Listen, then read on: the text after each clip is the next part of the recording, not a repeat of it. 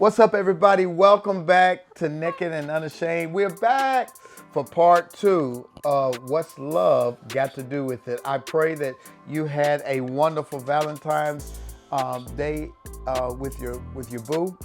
We had a wonderful time at the movies, and hope that you guys had a wonderful time too. Listen, tonight we want to talk about 7 characteristics of what real love is all about. I think a lot of folks get messed up because they don't have love as a foundation. Love is so necessary for great lovemaking, for companionship, for longevity in a relationship. If you do not have love, you don't have anything. And so we're going to talk tonight about 7 other principles. And so the first one we want to start off with, babe, after this break, we're going to tell you what those 7 things are. Do me a favor. Go get your friends. It's getting ready to get deep. Just takes a little effort, we can work it out. These things go hand in hand, know what I'm talking about. Can we have one without the other, one without the other, yeah. One without the other, one without the other, yeah. We made it through the test, strengthening love and sex. We made it through the test, strengthening love and sex. All right, we're back, and we're talking about what real love looks like. Love is patient, love is kind, love is gentle, love is long-suffering. But we're looking at the Message version, and it's kind of neat how they mix this up a little bit. The wording. It says right here that love takes pleasure in the flowering of truth. When you think about flowering, we're getting ready to head into springtime soon. And when you plant seeds and you water them, flowers come up. Right. And I think one of the most beautiful things that can happen in a relationship is when it starts flowering truth. When we can speak truth and love to each other. When we can be honest with one another. Love rejoices in the truth. And I love that I can be truthful to you. That I can come and talk to you about anything. Right, me too. And you can tell me whatever's on your heart. Isn't that what love is about? Oh, it's all about that. I mean, it takes away that when you're talking about the flowering, when you were talking, I just vividly saw the flower coming up out of the earth and the bloom of it and how pretty it is. But the nurturing of the sun and the water has to take place, and I think that's what love does in a relationship, where it waters and it nourishes each other so that you can grow. You were saying that love is patient and kind, but it's also a health benefit, because when I can properly love you and you're properly loving me, I know that you're going to take care of me, whether I'm sick or not. Truth, the flowering of truth. I like that. I can't let go of that, because so many relationships are a lie. They got to walk around pretending. Oh, wow. Tiptoeing on eggshells. But when your relationship is flowered with the truth, blossoming with truth, it feels different. It smells different when you're in a relationship that's truthful and honest. You don't have to hide your card. You know what I mean? You don't have to hide your phone. Got one phone over here and another phone over here. Right. It feels good to be able to tell my spouse the truth, to live truthfully and not have anything to hide. Now here's one that we got to talk about. The Message version says that love puts up with anything. Huh? Not the woman I'm married to. What? Wait a minute. Puts up with anything? What is that? What do you think that means? I think that love will put up with anything, but you don't have to deal with everything. So if you're putting, like we're talking about the flowering of the truth, and when you're honest, everything is in the circle of your relationship. But what you decide to deal with and how you deal with it, that's on, the couple there. Will y'all agree with me on this? That in every relationship, somebody's going to have something that is not perfect. Oh, absolutely. That every human being in a relationship is flawed in some kind of way. Yes, absolutely. The thing about a relationship is finding out who you can be with that has flaws you can deal with. Right. Because everybody's gonna have some flaws. I think there's a song that says, "I love you, your flaws Flaws and and all, all. your perfect imperfections." I think that's what's his name, John Legend. And Rhonda puts up with me, my spontaneous left field sense of humor, my dad jokes, my extroversion, my spontaneity. You put up with that. I put up with some of your stuff. Can you own some of your stuff? What's some of your stuff? Let's say, what am I owning?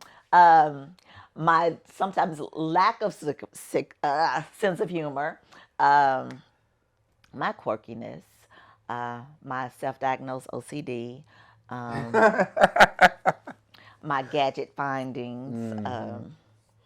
But I've learned to love all those things because those things benefit me. Your OCD, your cleanliness, I love it.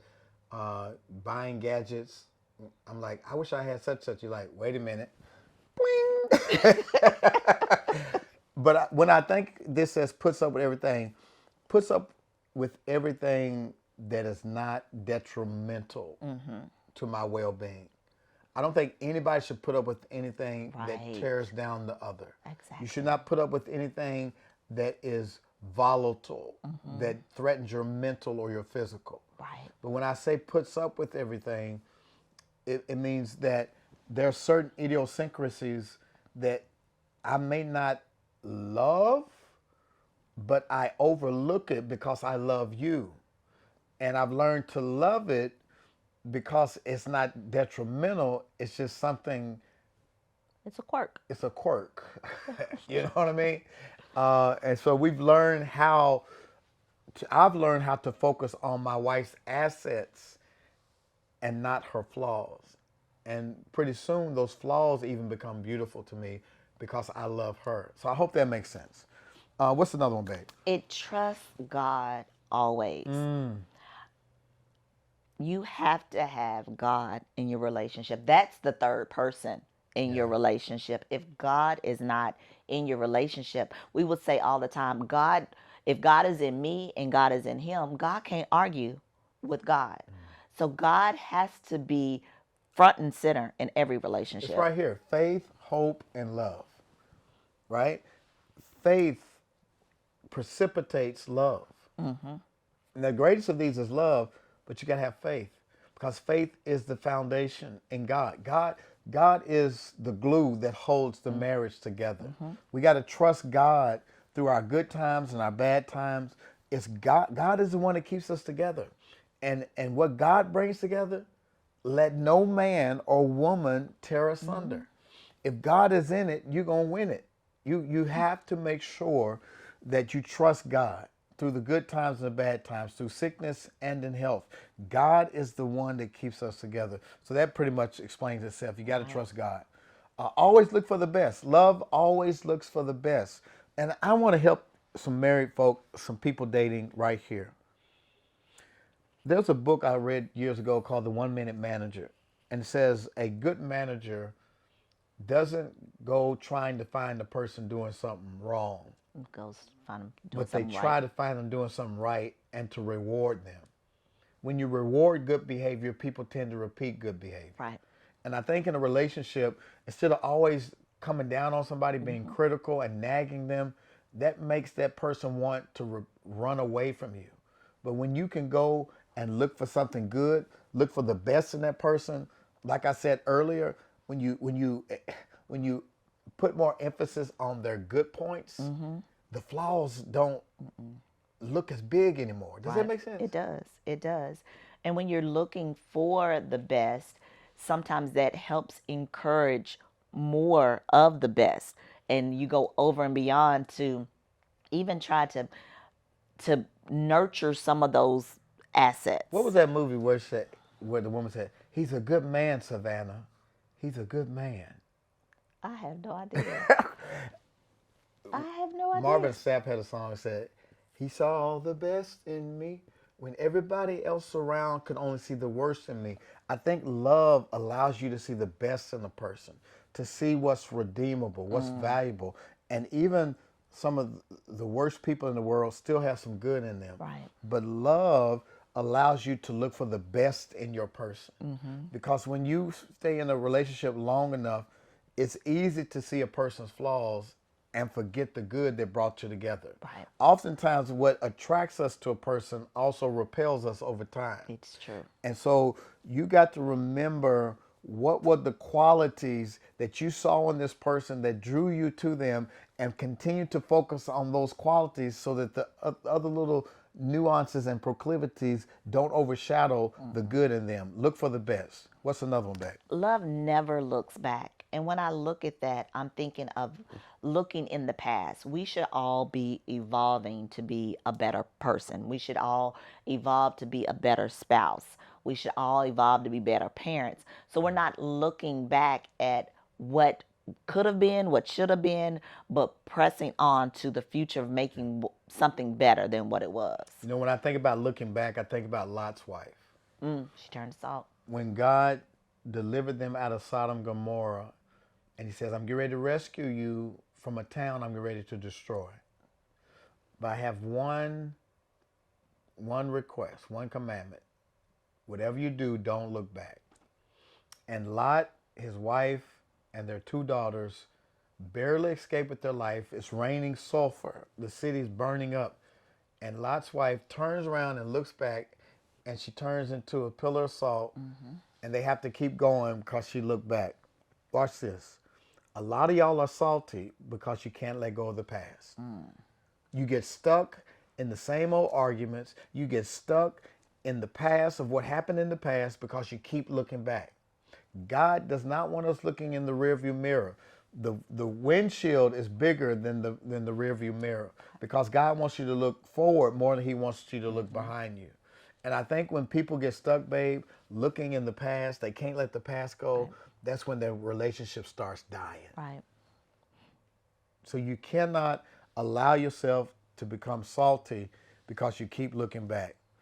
But what does love do? Love keeps going to the end. It keeps going to the end. Y'all, New Edition, I'm referencing my old songs again. These have songs. Is this the end? Mama told me once. So sometimes we can precipitate death in our relationship when we can't let go of the past, when we keep records of wrong, when we get the big head, when we think more of ourselves than we think of others. We can bring about death in our relationship because we don't keep going. Love is such a strong impetus that it pushes us past through all those things that would try to come up against us, because love is a greater force than any obstacle that we can come into encounter in our relationships. We're going to come through some obstacles. Right. Your love is going to be tested. But when you have real love, it keeps going to what, babe? To the end. It has the ability to endure. And I believe that the only reason we're still married for 30 years after all we've been through is because we had God on our side. Definitely. And we had real love. We had a foundation that was set back in 1988 when we were friends. We were there together when we had nothing. We were there together when we had 2 pennies to rub together. You fixing ravioli and then prepackaged salad things you used to get at Kroger. We're eating in the microwave. We're sharing quarters, trying to wash a load of clothes at the laundromat. We had that foundation of being friends. We struggled together, right, so that when God progressed us to a place of prosperity, we didn't get the big head because we remember where we started. Does that make sense? It does. It does. Love keeps going to the end. Love what? Never dies. It never dies. It never dies. You can think of, when I think of love never dies, is when you have a love for someone, even when they're no longer on this earth, you still love them. Yeah. You know, you still love them. And I'm just thinking of relatives. But love never dies. What you think about your mom? My mom, my dad. Just because they're no longer on this earth doesn't mean that I don't no longer love them. Yeah. And so when you're in a relationship and that person is no longer there, it doesn't die. It doesn't die. And you know what? I see the love of your mother in you, the way you take care of your family, the way you're dutiful to me. I remember when we first met, and your mom was like, "Faye, come in here and fix Stacy a plate." Oh my goodness. And my wife said, she was mad at me when we were dating. She's like, "Why do they love him so much?" But her mama showed her how to love me even when I was being difficult. And I see that in you. And I thank God for a mama like that. Love never dies. Baby, I was thinking about a fire. You know, I like making fires when it's cold, right? And sometimes the fire dies down and there's nothing but red embers at the bottom. But if I take my poker and I stir up those embers and I put some fresh wood on the fire, whoo, it comes right back. I think what y'all need to do, Oh, you got to stoke the fire. you got to stoke your fire. The love is still there. There's even if it's even it looks like it's just ashes. If you see some red embers, chances are if you put some logs on it, if you put some forgiveness on it, if you put some quality time on it, if you put some creativity on it, if you put some date nights on it, if you put some counseling on it, that fire can come right back. The love is there. You got to just stir it up. Yep. You got to stir up that gift that's in you. You got to pray with one another. That's putting logs back on your fire. And so I just believe that if you do all of these things, that your love is going to make it. I believe with everything that I have. We've counseled couples for many years. And the death toll for marriage is when couples turn away from each other and not turn toward each other. And I just believe that if y'all figure out how to turn toward each other and keep putting those logs back on the fire, love never dies. What else you got to tell the couples before we leave tonight, babe? We are so glad that you guys joined with us on this podcast tonight. Um, oh my gosh, at a loss for words. Yeah, I know you got a little emotional, thinking about your mom and your dad, and it's only natural. But that's what spouses are for. I got you. Listen, Rhonda and I just really appreciate you guys being with us so much. And if you missed the master class, wow, we had a great time talking about the 5 things that are missing in your love relationship. And Rhonda and I want to help you get that back. We talked about, watch this, a marriage retreat we have coming up in June called Love in the Bluff. Right. And we believe that we've got 5 principles that can help you get those flames back. We've got 5 logs you can throw on your fire to get your love back. Don't give up on your relationship. And even if you're okay in your relationship, like we're good, we're solid, don't bluff. Don't bluff. I'm calling your bluff. How many of y'all would love to take your marriage to the next level, your sex life to the next level? How many of y'all know there's more ecstasy, more passion available in your marriage? It is. And Rhonda and I want to help you discover that. So if you want to come and spend 2 nights with us, 3 days, 2 nights with us downtown at one of our newer hotels down on the river, it's going to be amazing. All you got to do is go to drstacyelspencer.com and register for Love in the Bluff. There's a payment plan, 4 easy payments you can make. It is going to be amazing, baby. Tell them some of the things we're going to be doing. Some of the things that Friday night when we get there, we're going to get some live music. We're going to take a little stroll down Bill Street, then come back to the hotel and enjoy some time together on the rooftop. Hey. On that Saturday, we've got a half a day of workshops. Later after that afternoon, more music, more fun, more dancing. The next day, we're just going to have a full weekend of fun, of loving on you and your spouse, y'all loving on each other and learning to love each other and getting additional tools to keep your love life ignited for the rest of the year. Yeah, we're going to be talking about building intimacy, learning about each other's fantasies, learning how to communicate, learning how to have fun, all of the things that are necessary to keep that fire going, we're going to be sharing with you, and we're going to dance the night away. We're going to give you some goodies and some toys that you can enjoy in the hotel room on both nights when you're down by the river. It's going to be amazing, off the chain fire. So please, if you have not registered for our retreat, you still got time. We only got 20 rooms now, and we're probably halfway there. So please go get your space and lock it in and bring your boo thing down to the retreat so that we can get better together, because we want all of you all to get to a place where you're naked and unashamed. Thank you for tuning in tonight. Listen, if you like this podcast, please share it with some other couples. Like and share, write a review, comment, engage with us so that we know that we're scratching you where you're itching, because we want to help you to get to where you're supposed to be. We love you guys. Thank y'all for tuning in, and we'll see you next time.